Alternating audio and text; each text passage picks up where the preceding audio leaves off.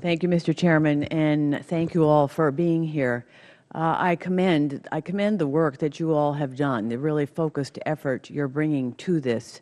You know, we all hope going forward we're going to see great progress on this, because it is an issue of such deep concern to all of us here, as well as those across the country who hear about the great increase in the numbers of suicides.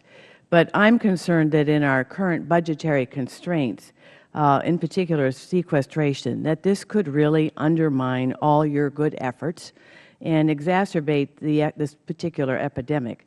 My concern is two-pronged. One, because the strained resources will inevitably force our men and women in uniform to take on more responsibility than ever. In other words, all the pressures of the workplace. You've looked at sort of the legal issues, that they tend to have relationship issues, financial issues, legal issues, but just the demands of the workplace. We've heard about the multiple deployments, but in reality, there are more suicides taking place in people who are not deployed. So is there something in the workplace itself and the demands of the workplace that are exacerbating and causing increased stress? As one of our witnesses at a recent Oversight and Investigation Subcommittee hearing on the QDR noted, they said, quote, "You can't in reality do more with less." And as we have less, you're asking often very young people to do quite a bit more. Second, I'm also worried that the budgetary environment could potentially impede all your prevention efforts from being researched, because a lot of research is certainly going on, or fully implemented. So I would welcome all of your comments on just, the stresses in the workplace, how the various cuts coming about one way or the other may in fact exacerbate those stresses, and whether or not you see any kind of correlation or are concerned at all as we have to continue to make these cuts. And then second of all, are you worried that it will also have an impact on all the other efforts you've put in place? Well, ma'am, clearly yes. If we furlough our civilian workforce, it means that the military will be picking up some of that workload. So there will be that stress. That stress is ongoing already. We're starting to figure out how we're going to manage that as best we can, but it is definitely a concern for everybody across the spectrum, across the department. There are some recognitions that the workplace stress is certainly a piece of what happens in the non-deployed environment, that we've been at war for 10 years. There's an operational tempo that we're all very conscientious about, and that leadership needs to be able to train and mentor junior officers and bring people on board in such a way that helps facilitate a resiliency and mentor them through their careers. And that doesn't always happen when you have the high operational tempo that we have right now.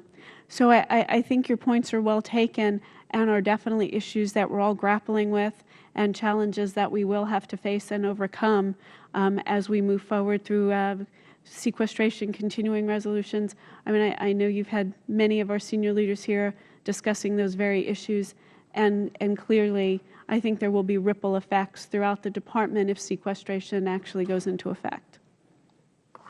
Ma'am, with respect to the budget, we're all concerned, but as far as behavioral health and support goes, that's one of our primary areas that we will do everything we can not to furlough in the behavioral health department. And we're going to ask for those exceptions not to do that, to keep that workforce steady so we don't lose that progress. With respect to the overall workplace stressors, I think the relationship stressors and those other things you've heard about, alcohol abuse and other things, are just as important as the stress in the workplace. And so working through our resiliency campaign as we continue to train master resilience trainers to teach people how to deal with the adversities is really key to what we have to do during this time period, and that's one of our major focuses. So the adversities of the workplace as well as the adversities of that which you confront outside the workplace. Disappointments in your family relationships, disappointments if you get in trouble with the law. How do you work your way through that and not get into what they call this spiral of negative thinking, this spiral of going down, down, down? How you can help pull yourself out and having the leadership engage with that. The master resiliency trainers are starting to take effect as we put those across all our formations to include families and civilians. Quickly, I have a few more seconds. Yes, ma'am. I was in Norfolk 2 days ago doing all hands calls, one for about 1,200 people, one for about 500, and the men and women in uniform, both in the Navy and the Marine Corps. To answer your question, yes, the pressure of the budgetary atmosphere that we're in, the stress, it was significant in terms of the uncertainty that our people are feeling that is being added to the already environment where op tempo, purse tempo are part of the norm in terms of what they're dealing with on a daily basis. So we've added to that uncertainty with sequestration and the continuing resolution debate that we've been having here and the uncertainty that goes with that. But from a program standpoint, we remain committed to our programs, and we're working to maintain those fully functional. There will be some areas that have more strain than others, but for the behavioral health programs that we have to keep those fully functional, and we've made those a priority. Thank you. I think I've run out of time, so thank you, though.